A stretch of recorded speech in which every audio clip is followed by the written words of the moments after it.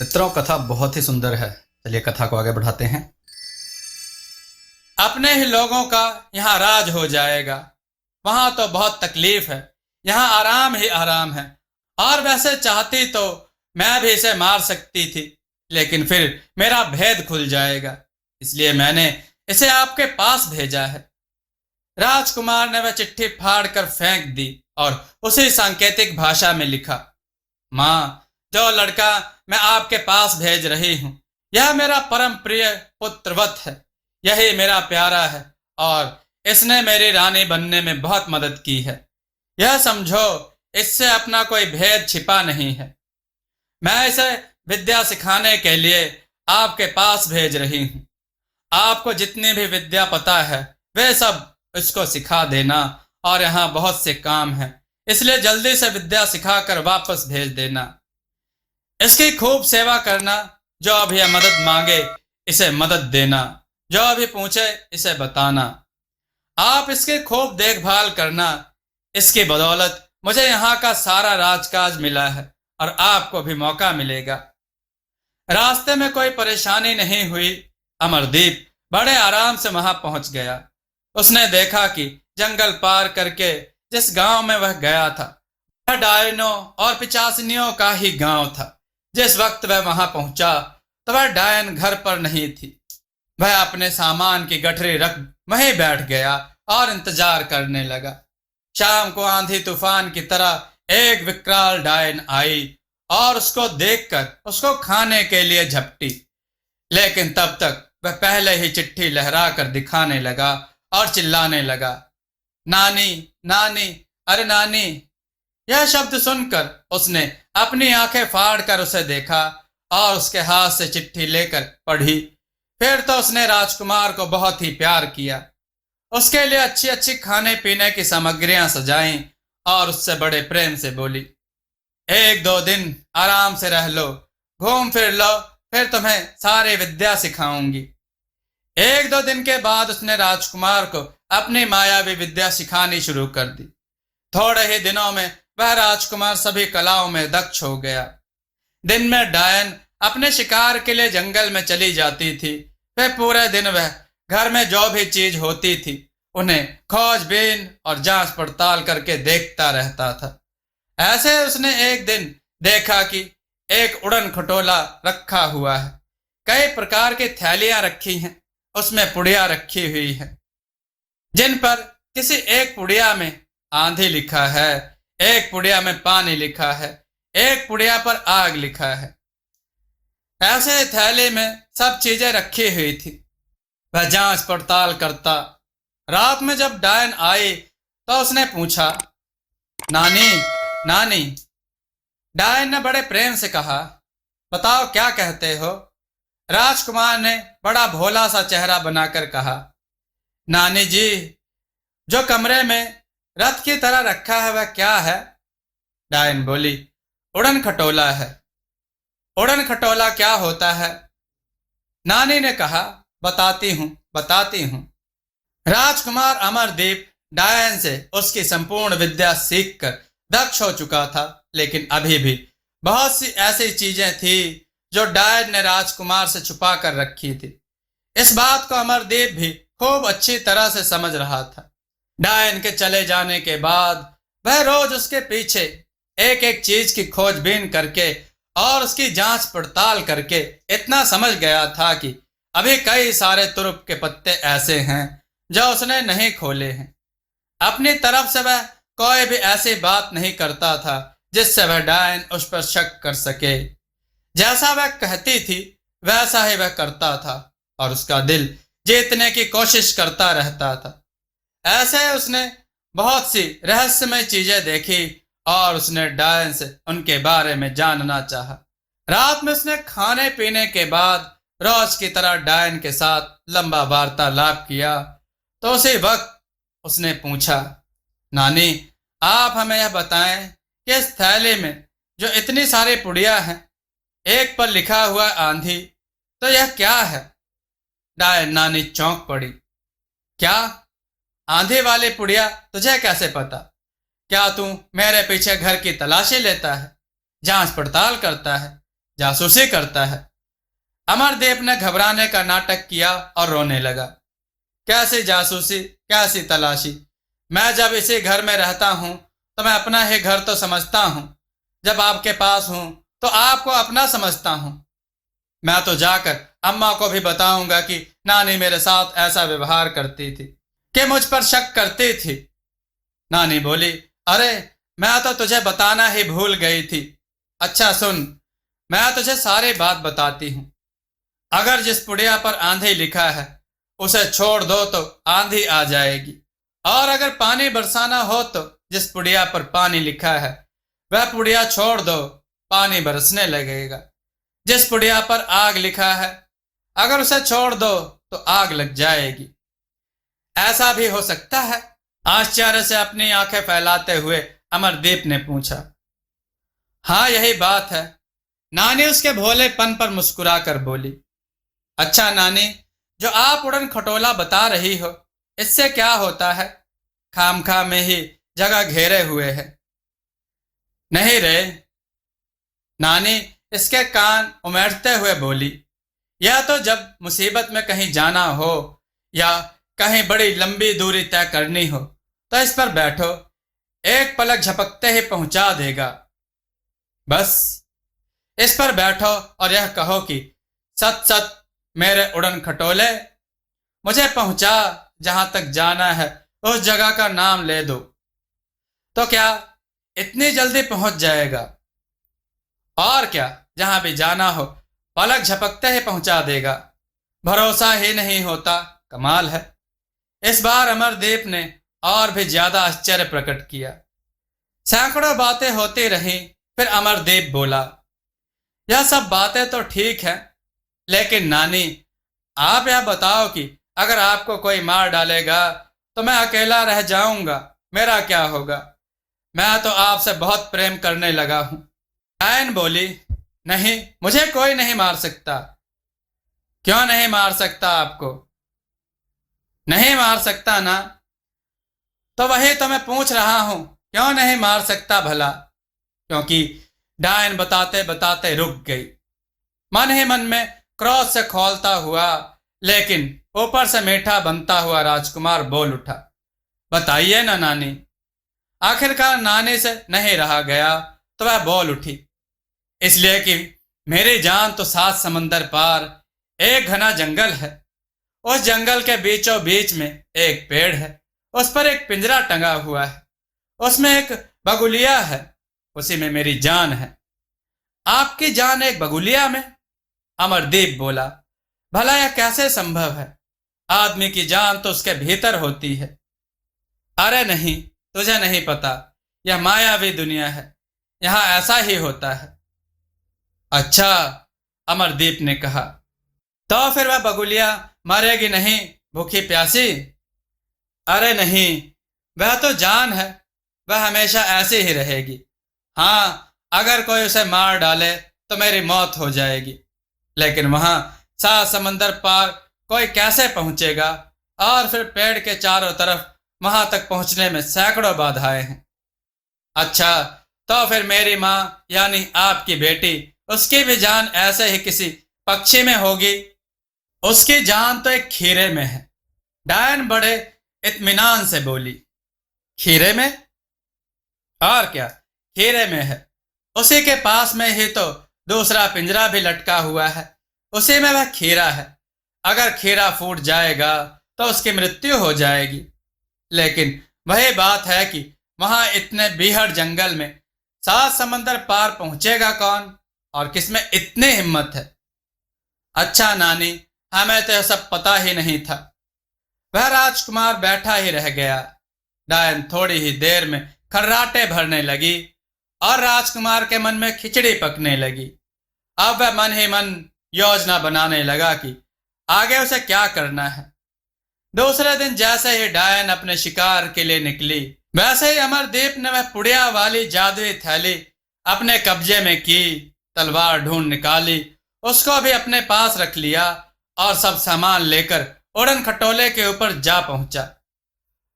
अपने भगवान का स्मरण करते हुए वह उड़न खटोले में बैठ गया और कहा, मेरे सत सत कि उड़न खटोले मुझे बगुलिया तक पहुंचा।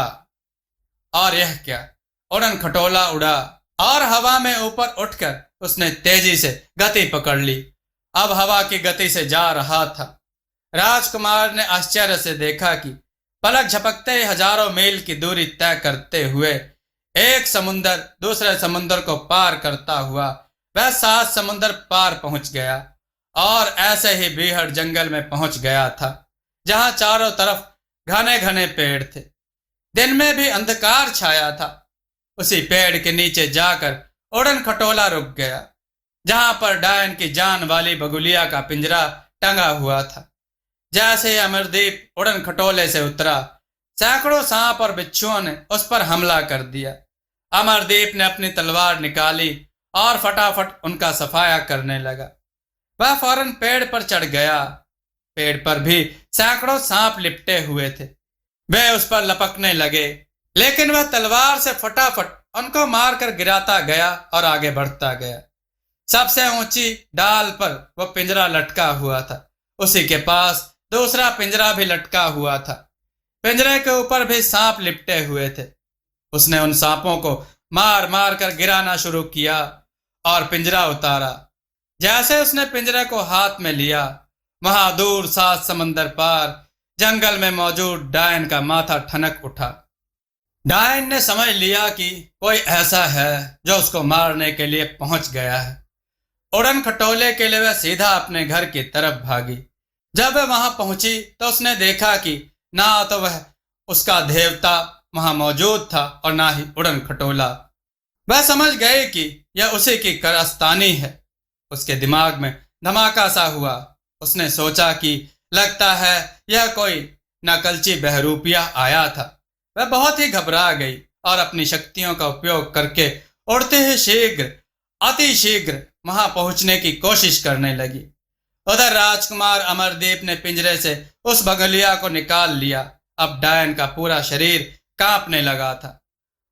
उसे लगने लगा कि आज उसका काल आ ही गया है। वह वायु के वेग से उड़ते हुए उस जंगल में आखिरकार पहुंच ही गई।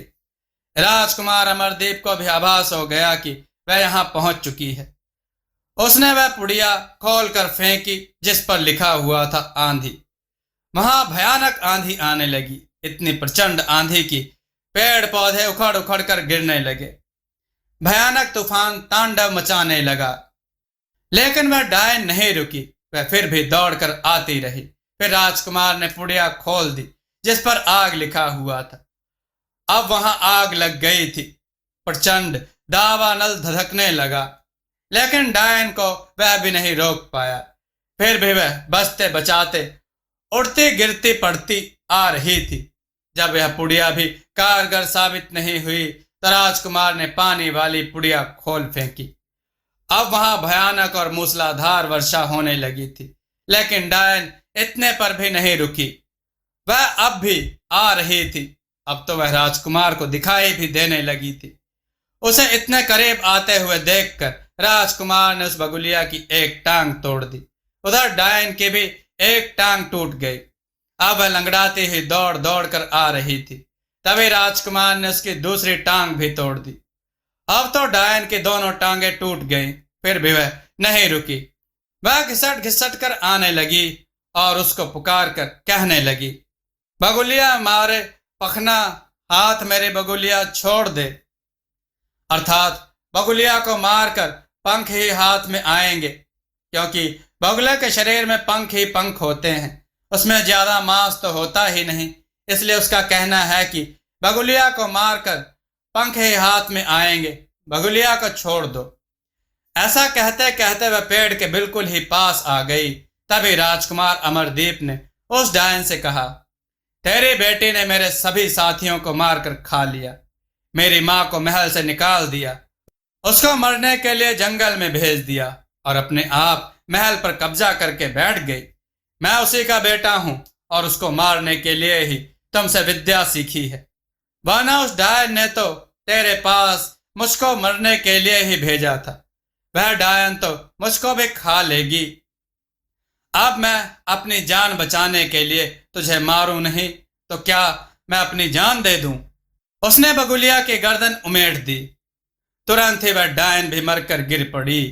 उसके विशालकाय भयंकर शरीर को देखकर ऐसा लगता था कि जैसे कोई चट्टान पड़ी हुई है। राजकुमार ने वह खीरे वाला पिंजरा उतार लिया था और उसको लेकर नीचे उतर आया। अब उड़न खटोले से वह अपने राज्य के लिए जा रहा था। इस बार वह रसोइये के घर ना जाकर सीधे राज दरबार में पहुंचा। वहां जाकर उसने राजा को नमस्कार किया। राजा उसे देखकर बहुत ही प्रसन्न हो गए और कहा, क्या वह खीरा ले आए? तो वह दवा रानी को पिला दे, उसका दर्द ठीक हो जाएगा। राजकुमार मुस्कुराया। उसने कहा, जी महाराज, अब नई महारानी के सारे दर्द दूर हो जाएंगे। राजकुमार ने कहा, ठीक है महाराज, आज मैं आपको एक जादू दिखाना चाहता हूं, उसमें नए महारानी जी बिल्कुल ठीक हो जाएंगी। राजा ने कहा, ठीक है, दिखाइए। वह बोला, नहीं, ऐसे नहीं, आप नगर में जो सबसे बड़ा मैदान है वहां पर सबको इकट्ठा कीजिए। मंत्री जनों को, मुख्य मुख्य भद्र जनों को और सभी प्रजाजनों को भी बुलाइए, मगर महारानी को वहां मत बुलाइए। फिर आप जादू का कमाल देखना कि महारानी वहां स्वयं ही आएंगी। मैं आज बहुत ही अच्छा जादू दिखाऊंगा। ऐसा जादू आपने पूरे जीवन भर में नहीं देखा होगा महाराज। राजा ने कहा, ठीक है, चलो मंत्री जी, जैसा यह युवक बताता है वैसा इंतजाम कीजिए। नगर के मैदान में अब सभा लगी हुई थी। समस्त मंत्री गण और दरबारी गण, बड़े बड़े गणमान्य व्यक्ति उपस्थित थे और डुगडुगी पिटवाकर पूरे राज्य में घोषणा कर दी गई थी कि शीघ्र सभी नगर वाले मैदान में जमा हो जाएं। एक अद्भुत जादू दिखाया जाएगा। फलस्वरूप वहां प्रजाजनों का झोंका लगा हुआ था। अब राजकुमार वहां आकर उपस्थित हुआ। उसने महाराज से इजाजत मांगी और कहा, बताइए महाराज, अपना जादू शुरू करूं? राजा ने आज्ञा दे दी। अब राजकुमार ने पिंजरे से वो खीरा निकाला और उसे उछाला, फिर नीचे गिरा दिया, फिर उठाया, फिर उछाला। ऐसे होते ही महल में मौजूद नई रानी तड़पने लगी और वह उछली और गिर गई। उसे आभास हो गया था कि कहां पर गलत हो रहा है। वह सीधे मैदान की तरफ भागी। कुछ ही देर बाद समस्त नगरवासियों के सामने वह मैदान में उपस्थित हो गई थी। राजकुमार जैसे खीरे को अपने हाथ में उछाल रहा था, बिल्कुल वैसे ही रानी भी कूदते कूदते आ रही थी। राजकुमार मुस्कुराकर बोला, देखिए महाराज, मैं कहता नहीं था कि महारानी को मत बुलाना, वह स्वयं ही आ जाएंगी। और देखो, आ गई। महाराज ने कहा, वास्तव में तुम बड़े जादूगर मालूम पड़ते हो। अब इधर राजकुमार भी जोर से चिल्लाकर बोला, प्रजाजनों, देखिए सबसे बड़ा जादू। उसने फिर खीरे को उछाला और जमीन पर पटक दिया। उधर रानी भी उछली और जमीन पर गिर पड़ी। यह देखकर सभी लोग हैरान थे और आपस में खुसर फुसर करने लगे थे। राजा भी आश्चर्य से आंखें फाड़े देख रहे थे। तब तक वह रानी उठी और राजकुमार की तरफ झपटी। तभी राजकुमार ने खीरे को उठाया और पूरी ताकत से वहीं पत्थर पर पटक दिया। पत्थर पर जोर से गिरते ही वह खीरा फूट कर बिखर गया। उधर नई रानी भी उछली और जमीन पर गिरी। उसका सिर फट गया था। और यह क्या? सबने बड़े ही आश्चर्य से देखा कि वह 16 साल की अपूर्व सुंदरी की जगह पर अब एक भयानक विशालकाय डरावनी डायन पड़ी हुई थी। सभी लोग चौंक पड़े थे और उस विशालकाय डायन को देखकर घबरा गए थे। राजा तो यह देखकर हैरान ही रह गए थे। डायन के मरते ही उसका माया जाल भी टूट चुका था और राजा एकदम से होश में आ गए थे। उन्होंने राजकुमार से कहा, युवक, तुम कौन हो? तुमने तो बहुत भारी पुरस्कार का काम किया है। तुमने मुझे इस डायन के चुंगल से बचाया है। मुझे क्या, इस राज्य को, पूरी प्रजा को इस डायन के चुंगल से बचाया है। तुम अत्यंत वीर और साहसी हो। तुमने इस डायन को कैसे पहचाना है? अब उसने अपने चेहरे से कपड़ा हटा दिया। राजा ने जैसे ही अमरदीप को देखा, उसे दौड़कर अपने गले से लगा लिया, क्योंकि अब माया जाल टूट चुका था। तो उनके भीतर की ममता भी पुनः जागृत हो गई थी और अब उमड़ रही थी। उनकी आंखों में आंसू भर आए और उन्होंने कहा, पता नहीं तुम्हारी माँ का क्या हाल हुआ होगा। हाय मेरी मिथिला, पता नहीं कहाँ होगी। मैं तो उसे जंगल में छोड़कर भाग आया था। ऐसा कहते ही उनकी आंखों से आंसू निकलने लगे।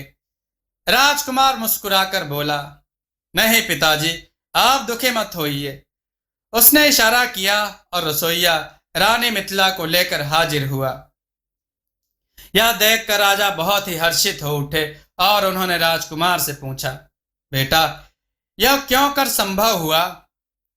राजकुमार ने बताया, मेरे साथ गए हुए साथियों को इस डायन ने खा लिया था। फिर मुझे खाने के लिए मेरे पीछे पीछे दौड़ पड़ी।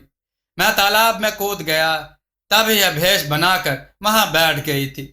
जब आपके साथ चली गई तब आप उसके माया जाल में पड़ गए। फिर मेरा वहां जाना बेकार था, क्योंकि आप मेरी सुनते ही नहीं। इसलिए मैंने अपने आप को छिपाकर जादू सीखे। शेरनी का दूध लेने जाते समय मुझे रास्ते में कुएं में पड़ी हुई मां मिली थी।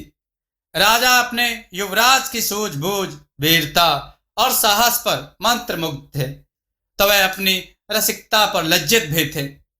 प्रजा हर्ष से जय जयकार कर उठी। आखिरकार उसे दोहरी खुशी जो मिली थी, प्रजा को उसकी ममतामयी रानी और चहेता राजकुमार दोनों ही वापस मिल गए थे।